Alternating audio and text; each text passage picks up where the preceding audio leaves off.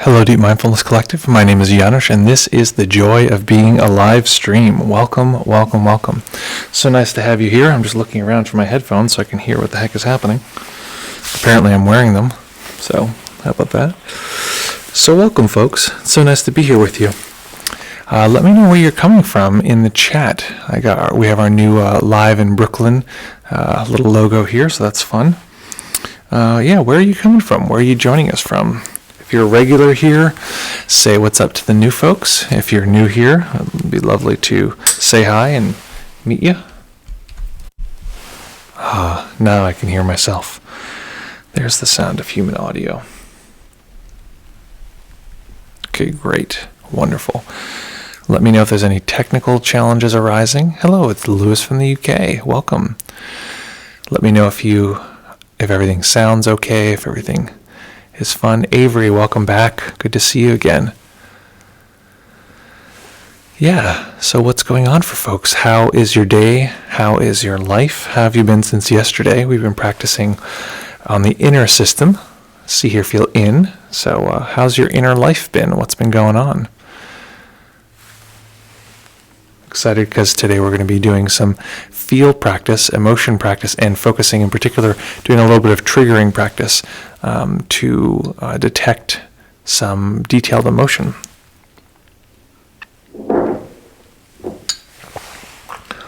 And hopefully the gods of ambient noise won't make the recording of this too over the top. Oh, Lewis just got a job offer. Congratulations, Lewis. Congrats in the chat. That's so wonderful. Deborah's here from Brooklyn. That's so good to hear. I'm so happy to hear that you had a little nice fortuitous thing happen.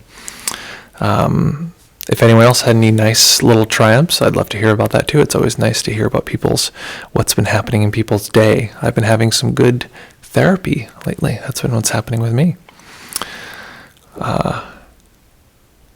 Got back from Shinzen retreat last week. I've been enjoying the practice momentum. Lovely. Well, I'm glad to hear that. Practice momentum is one of our closest friends. So, okay.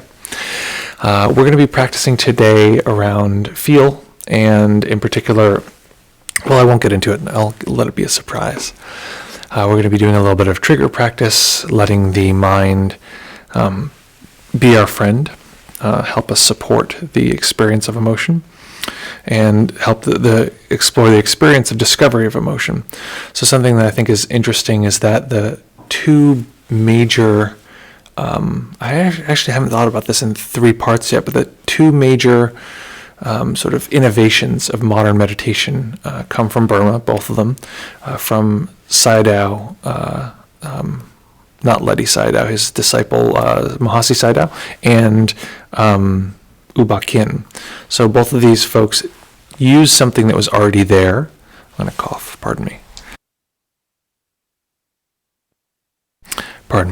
They use something that was already there in order to help us get greater insight into the experience of the body-mind. So they use part of the mind as a lever. Now, this is just a pedagogical tool, but it worked quite well. So Mahasi Sayadaw used mental audio as a way to focus the mind and detect more sensory clarity, that kind of thing.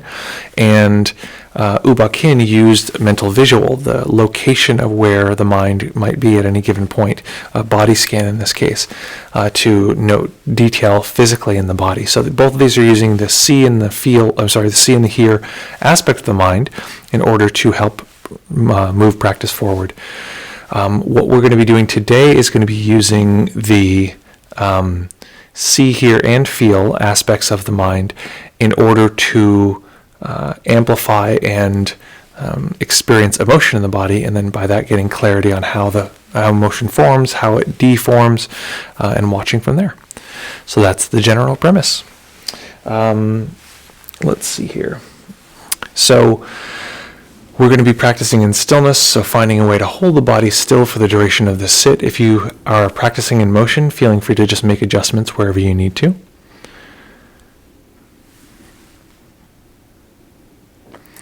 And once you find that nice, comfortable posture, allowing yourself to prepare a little bit by just finding what's comfortable. Sorry, I'm moving the mic. Great. Hello, Bob. Yeah, it's good to see you back. Welcome. It is a regular thing. It's so regular it happens every Monday, Tuesday, and Wednesday. So welcome.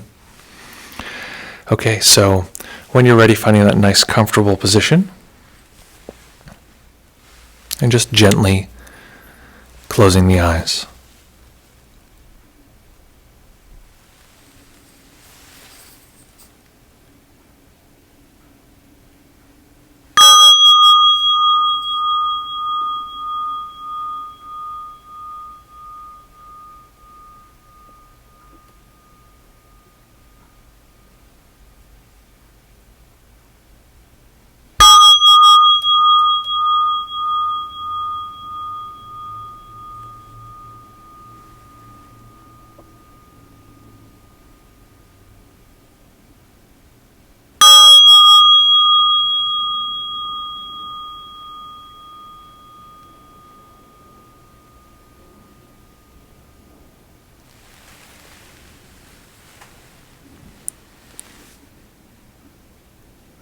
Beginning by taking a few comfortable deep breaths and just feeling the body rise and fall.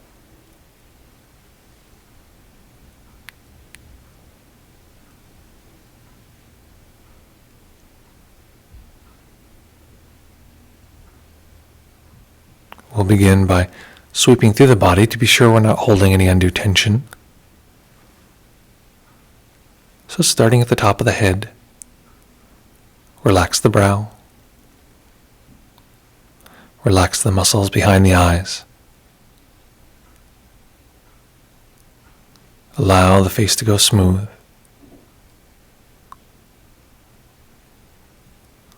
Relax the tongue and let the jaw go slack.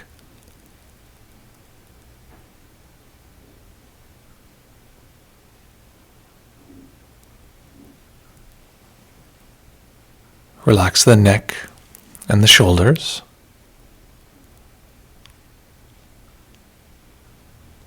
The upper arms, elbows, forearms,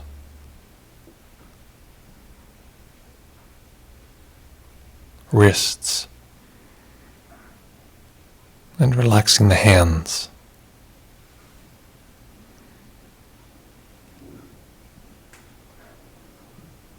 Noticing the subtle sensations in the palms of the hands and tips of the fingers.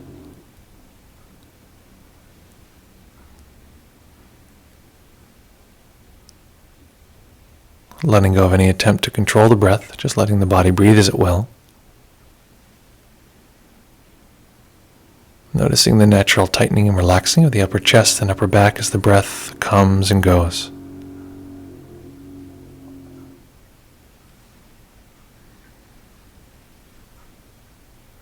Relaxing the belly and the lower back.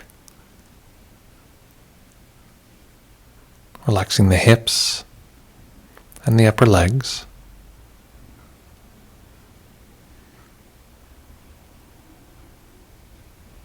The knees and calves.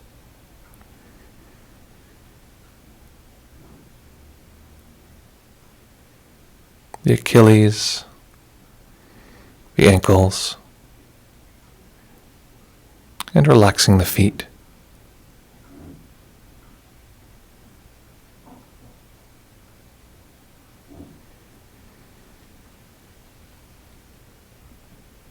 And as though we're tuning into a certain frequency, tuning into the frequency of neutral sensations in the body, relaxing sensations in the body.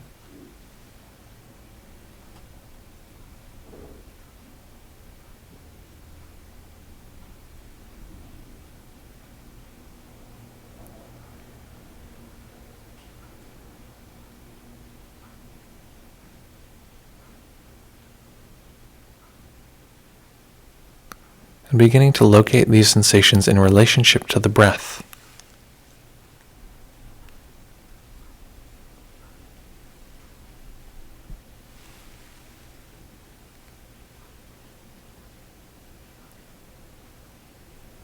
You may notice the breath someplace distinct, like the tip of the nose or the abdomen.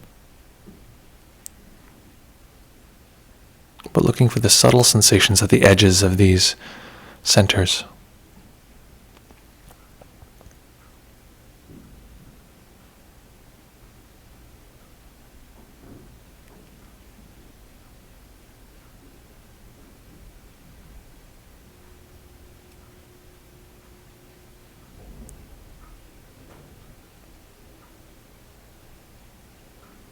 Allowing ourselves to be absorbed by these sensations.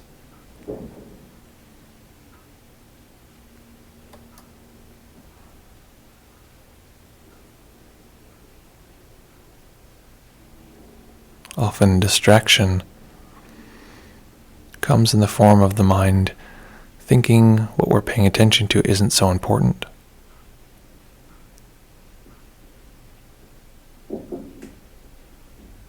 Isn't worth our time. And picking something that seems more interesting. So to keep the mind in place, be interested.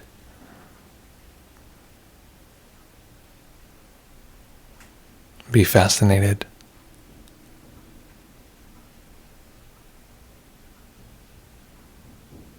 Let the sensations of the breath be brand new.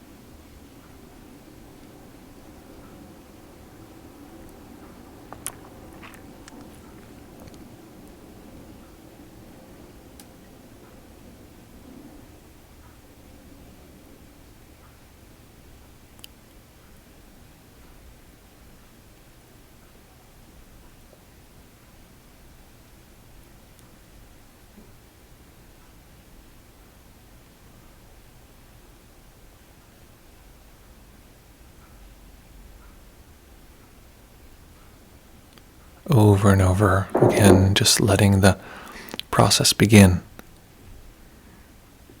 Imagining this is the first time today we've detected any sensations, as though we just now woke up.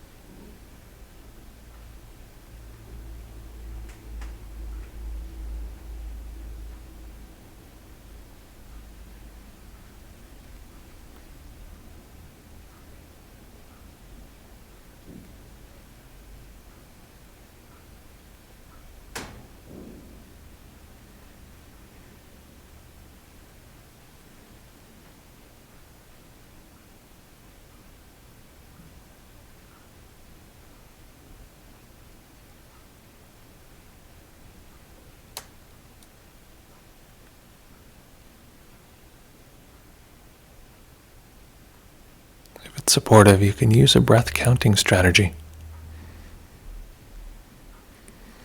Before the next in-breath, counting 1,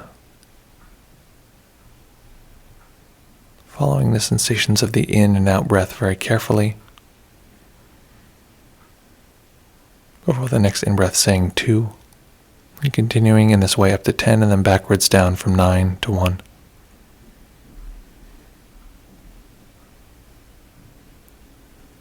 Letting the counting be just a small percentage of your conscious awareness. Letting the rest be flooded with interest and fascination for the sensations of the breath.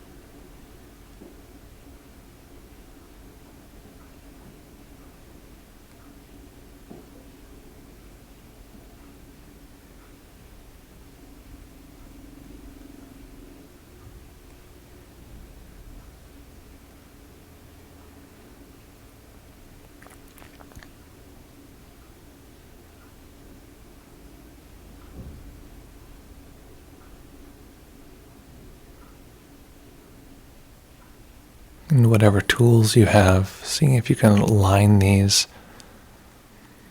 to stay deeply connected for the breath.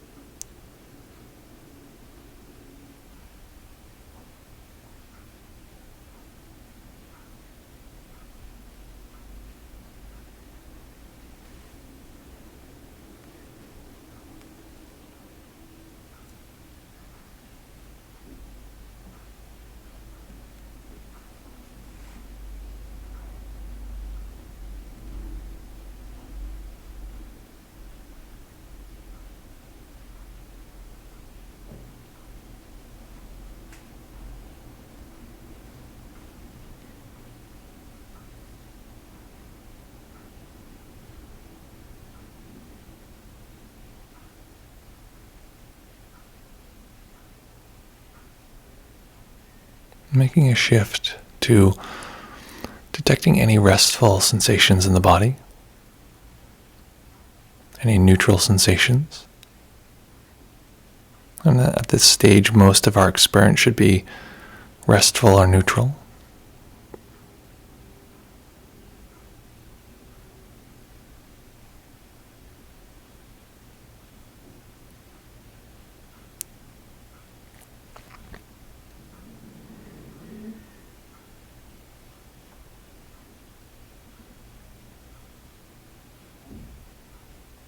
And I'd like you to make a comparison of sensations. Does one half of the body, the left side or the right side, feel particularly different? Or do they feel relatively the same?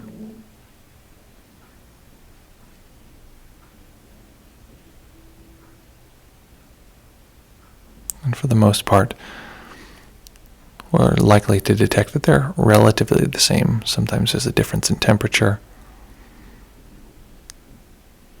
Sometimes a part of the body is uncomfortable, but just noticing that overall the body has a degree of symmetry.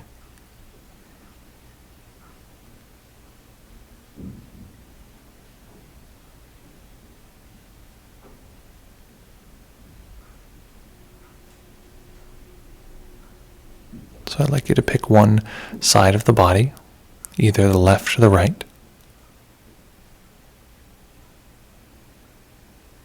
And I'm going to have you imagine something for a few moments.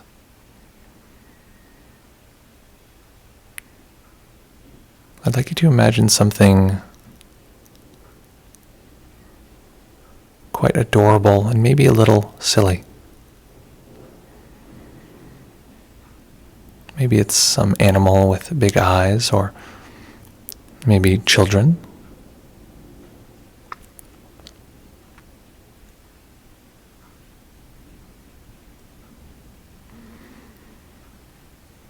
Whatever we might feel a little bit of happiness around if we saw an image of. And I'd like you to imagine that that is next to you, whatever it is. It doesn't have to be terribly specific, but it's next to you on the side of the body.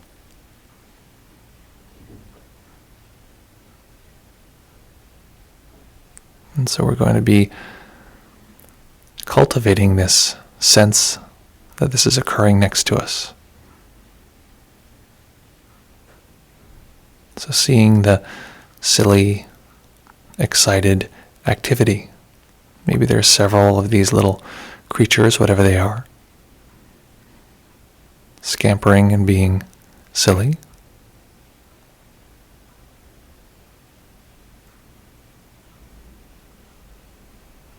Hearing the sounds of them bumping around next to us.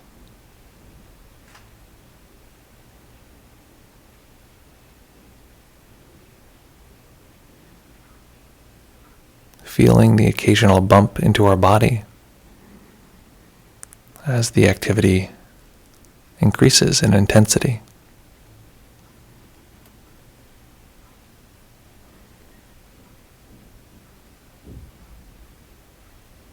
Being sure to keep the body physically relaxed and just keeping this image going.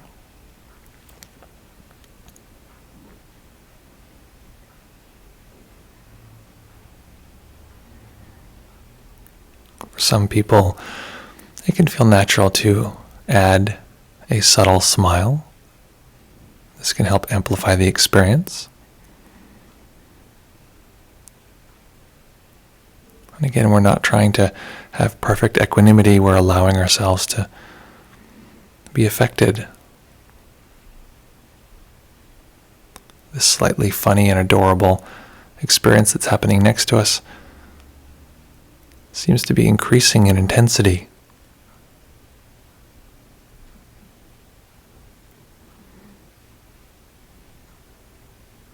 The activity looks more frantic, more slapstick.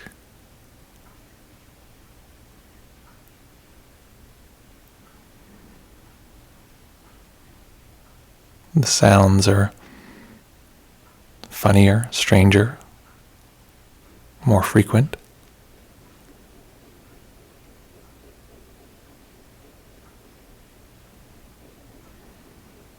And it keeps bumping into us over and over again, having contact with this side of the body.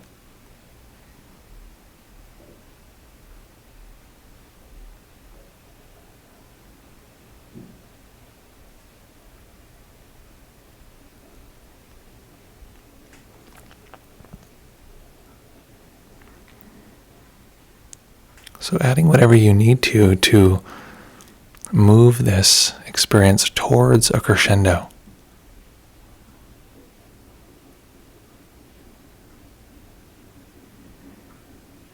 If it doesn't feel forced, allowing the smile to expand.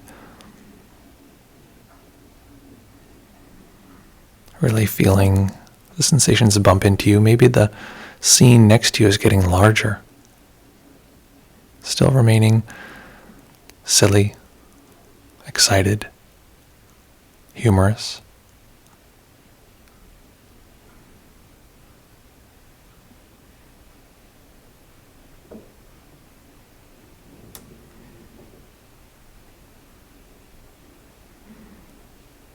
Maybe color becomes involved, like there's a bunch of colored string that gets included somehow.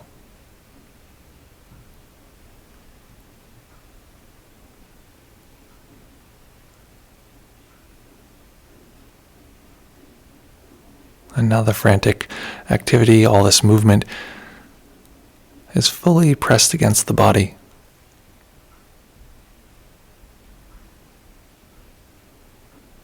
Here we are, serious meditators, trying to do our serious meditation.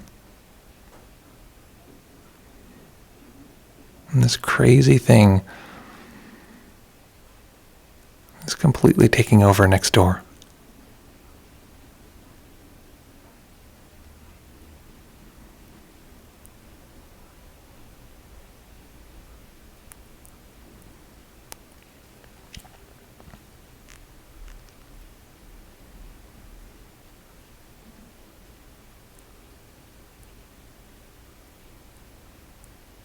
Allowing the activity to increase to the point where it's like champagne bubbles. Everything's moving, jumping, bouncing, bumping into us.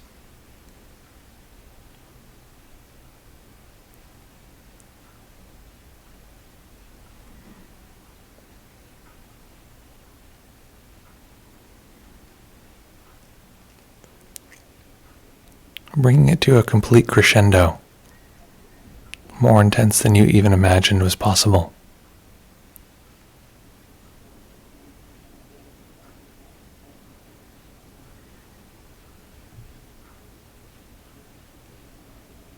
And now letting go of imagining anything, turning back to the sensations of the body. Once again, I'd like you to compare the left side of the body and the right side of the body. Noticing if there's any difference from one side to the other.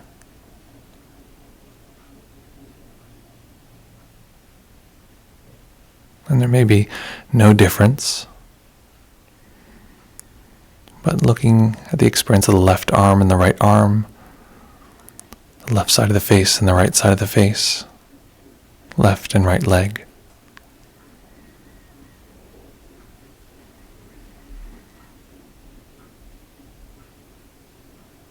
And if we do detect a difference, the likelihood is that we're experiencing the body sensation of the emotion of joy.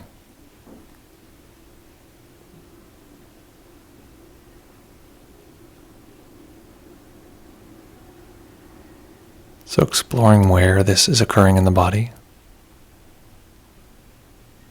If you notice any emotion, including joy, just saying the word feel in the mind.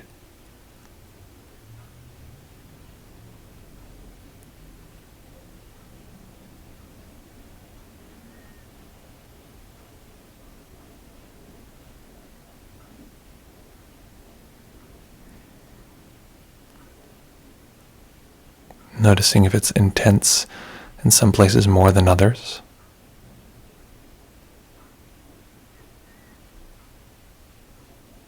Noticing, does it spread all the way across the body, or is it relatively localized?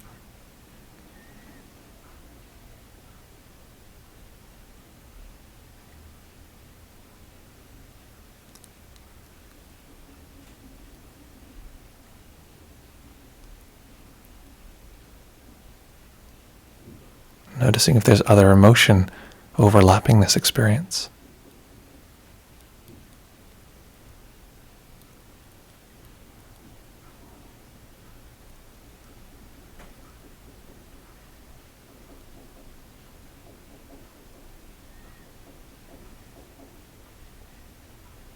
And noticing if there is emotion, is it decaying? Is it fading away?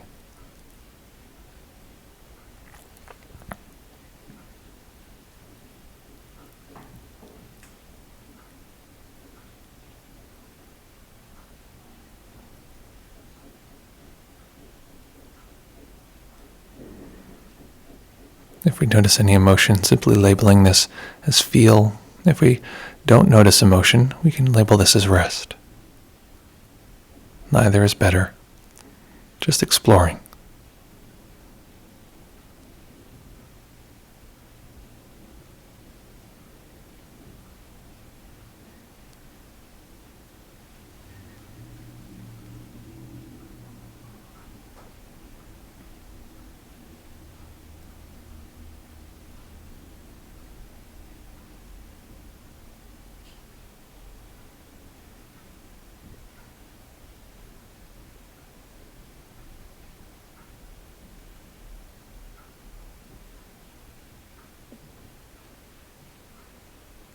And staying with the sensations of emotion and rest in the body. Allowing a tiny bit of light to enter the eyes.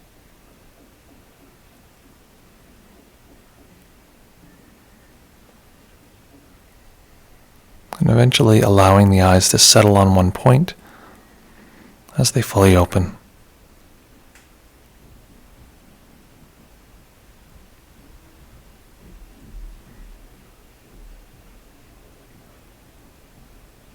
And with the eyes open here, noticing that there can sometimes be a new emotion, something that makes us want to jump into action, letting go of the practice. So just noticing this, if it's present, and paying very close attention to this transition.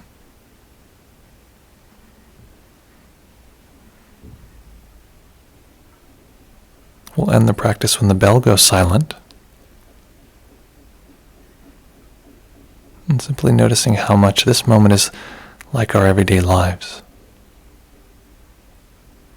Here we are sitting with our eyes open, as we often do. The only difference being a willingness to allow emotional and non-emotional experiences to the foreground.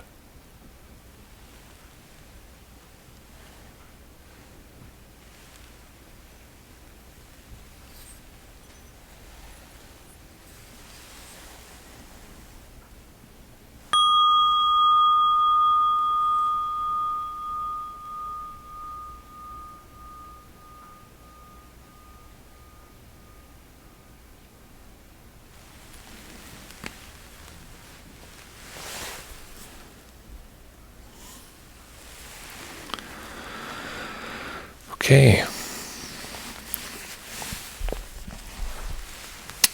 So what was that like? What happened? I've been experimenting with calling on people. I don't want anyone to feel, like they're being picked on, but I'm very curious to hear what that was like for folks. Some folks are very familiar with feel-in, emotion in the body. Some are less so. Some people, when we do that experiment, will feel emotion, some will not. So different things happen for different folks. I'd be curious from Avery, because I know that you're often, Avery, often you're traveling, you're doing your commute. So what was that like? What happened? What was your experience of that? Or anyone else? What happened? Something must have happened.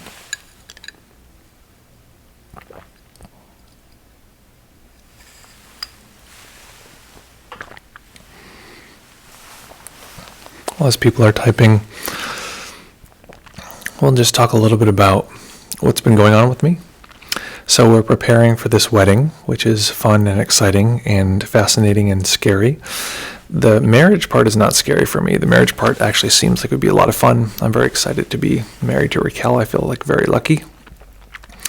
The thing that seems daunting is the organizational side of it, the development of the actual, what we're doing. We have a lot of, folks coming. Rakhel has a very big family. We have a whole ceremony set up that's going to be very non-traditional. We're including, Jewish parts and sort of maybe pagan aspects and some Buddhist material. And all of it coming together is something that is, it's just, there's so many moving parts. And so that's been really heavily on my mind. And how do I keep the focus on the values that are important to me? Why am I doing the wedding? Why are we getting married in the first place? Which is about union and connection and bringing people together. For us, we always thought it's kind of a little bit sad that weddings are often just an image. It's just like, okay, it's got to look a certain way and everything has to be just right. So we're focusing much less on that and more about the experience of connection of the people who are coming. So how do we stay connected with those particular values so that it feels more connected and it's not so fussy about, we're not even doing, colors of napkins and stuff like that. We're going to have, paper napkins. That's what's up. So, but it's interesting to bring the practice into projects that are really big. And we have that along with the lawsuit for the apartment. So they're happening simultaneously. Many things happening at once here. So Lewis says, felt very joyful and still do. Watching the fading of that was cool, though, noticing that the stillness is actually nicer than joy. Lewis, that's exactly right. And when Michael Taft was here, we were talking about this, that the joy is actually, when people talk about PT, there's one translation that talks about it as joy, which is quite active. And at first it feels really good. It's like, oh, it's so fun. It's so active. But it feels a little like if you were at some really funny, exciting thing that just kept happening and happening and happening. And at some point it's like, this is a lot. I'd actually rather settle back into something a little more chill. So that's what moving from one jhana to another can be like, is moving away from the PT and recognizing the peace. Jason Paul says, the left side of my body started to have lots of PT, exactly. While imagining the scene, the left side felt very full feeling. After that, I felt myself transition into equanimity. EQ. Is EQ meaning equanimity? I'd be curious if that's what you mean. Lovely.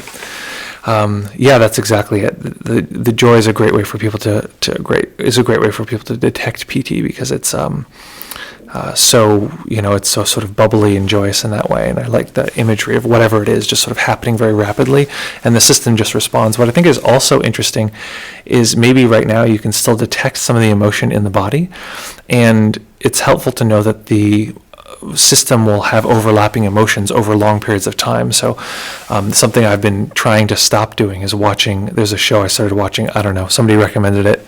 It's fine, it's not a great show, but it's called The Punisher. Totally violent. It's basically like a gun drama. It's a lot about PTSD and this kind of thing. And I've been watching it. The only time I have to watch it is right before bed.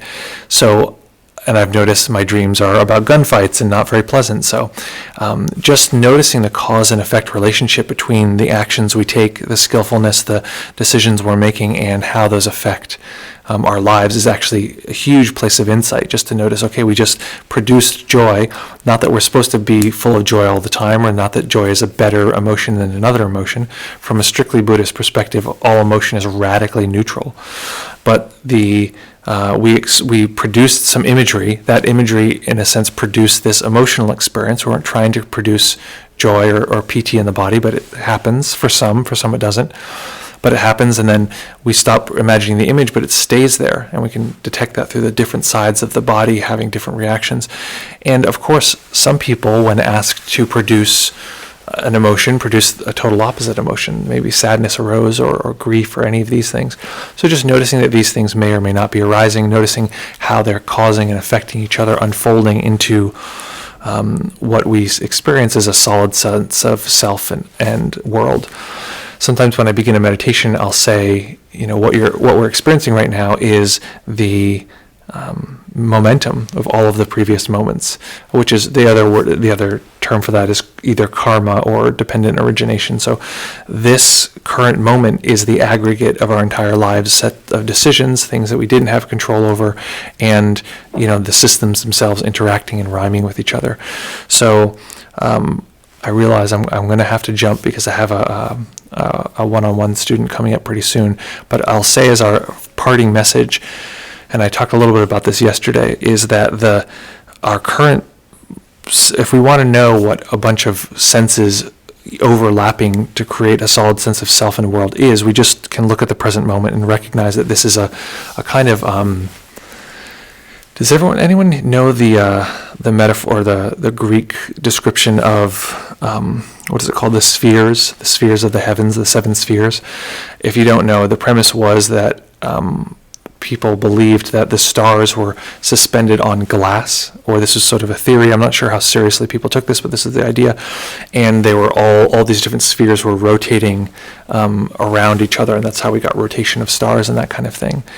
And it's kind of an interesting theory. Instead of like that we're rotating, that there's actually a set of things rotating around us. Of course, heliocentric, and but there are these seven different spheres, and when they come in contact with each other, when the friction that's created by them coming into contact with each other creates a music, and that music is spirituality, or is the soul, which is sort of a very beautiful poetic experience. So the music of the spheres, I don't know if you've ever heard that experience, or the spheres sort of dancing, and the music of the spheres is this body-mind sensation right now. It's all of these senses rubbing up against each other, creating different types of friction and turbulence together that creates this very solid sense of self in the world. So part of insight practice, part of this practice in general, is to begin to see those parts dancing together and to see them forming themselves live in the present moment. So that is what has been going on. We'll read the last couple things here. Jason said, yes, puppies worked for the transition from warm to frisky to forceful. That's great. Nice. And Jason says that I felt like the lead up to the first jhana. Yes, and so in a way we're developing pleasure jhana. That's in the same range, and you could do that. You could imagine this kind of thing all around you, and really then let go of that and tune into the pleasant quality of that, allowing yourself to be pleased, and eventually the mind can move towards a kind of unified relationship to first jhana. Exactly. Avery says, apologies, I got a little bit behind in the stream. I experienced a cloud of rising sensation in my left side, and my right side remained very still and tranquil. Dropping the imagery resulted in something. Well, you're typing something out.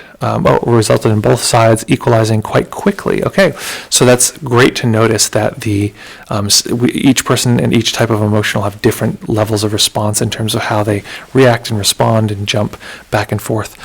So thank you for reminding me, Avery, that some people can pause the stream, and it's like what is it called? Like not pay-per-view, it's the thing where if you have on demand, you can pause your cable. I don't have cable, but you can pause it and then play it again later. I forgot that live streams actually work like that. You can pause them and play the past while the future is still happening. Amazing. So folks, it was wonderful to practice with you. We're going to be continuing with some trigger practice. And I also wanted to mention today, when people talk about trigger practice, they always talk about it, or at least Shinzen tends to talk about it in terms of difficult things, like turn on a news station, Fox News, and listen to things you don't want to hear. I heard someone once give thank you so much, Lewis, for the donation. High fives are coming. I heard someone once say, a teacher say, if you want to experience trigger practice, just stub your toe really hard. And I was like, man, I stubbed my toe when I was a kid, and it was like, the front of the toe comes off. It's like you don't do that. Trigger practice is, everything is trigger practice. It doesn't have to be unpleasant things, and we can learn just as much from neutral things or pleasant things. So I wanted to do a little pleasant trigger practice today. We'll be doing some more trigger practice next week. I don't know if we're going to do anything that's going to be hard. We might just be doing some trigger practice around emotion that is very easy and easy to accomplish in that way. Lewis, thank you so much for your donation. You have been quite a stalwart here hosting here. I didn't even mention this at the beginning, that whoever gives the first donation gets 3 high fives. Whoever gives the last donation gets the to be the co-host at our next meetup. So let me see. I want to get out of the way here so people can see Lewis. So that's how that works. So thank you everyone for joining. It was wonderful to have you, and we'll be back here Monday. Let me know if you have any requests, anything fun you'd like to do, any practices you'd like to do in particular. And I'm hoping to be posting the upcoming schedule. Whoa! Thank you, Avery. That's so sweet of you. Appreciate that very much. We're going to be practicing the. I'm going to hope to post the list of the different themes as they're unfolding. Coming up soon, if it's of interest, if you know folks who are into the TMI material, we're going to be doing metta practice using the TMI approach, so a balance of attention and awareness, doing a loving kindness practice in that way. So thank you again, everyone, and I look forward to seeing you soon. My wish for you today is just to experience challenges and neutral moments. Today is all about neutral moments. Thank you, everyone, for joining, and remember, you can keep chatting after the end screen pops up. I do love the music of the end screen. Thank you, folks who voted on that. And where is that crazy end screen? Here she is. Okay, let's pop that sucker up. There we go.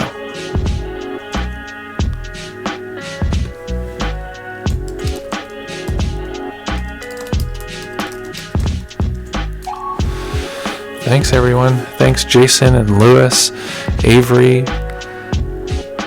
Thank you for Deborah and everyone else who joined, everyone who was silently listening. Thank you so much for coming.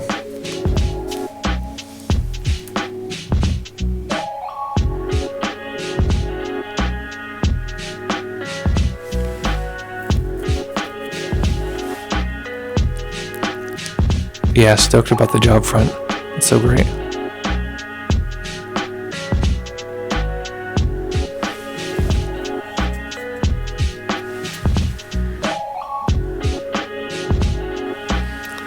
Lewis is asking if anyone has any teachers they recommend him to check out.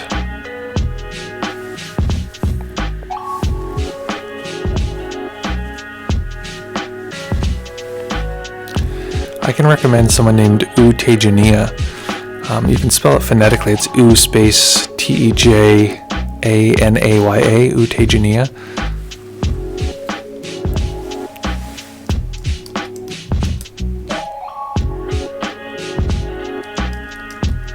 That might be incorrect spelling, but you can check him out. He's pretty cool. I sat with him in Myanmar.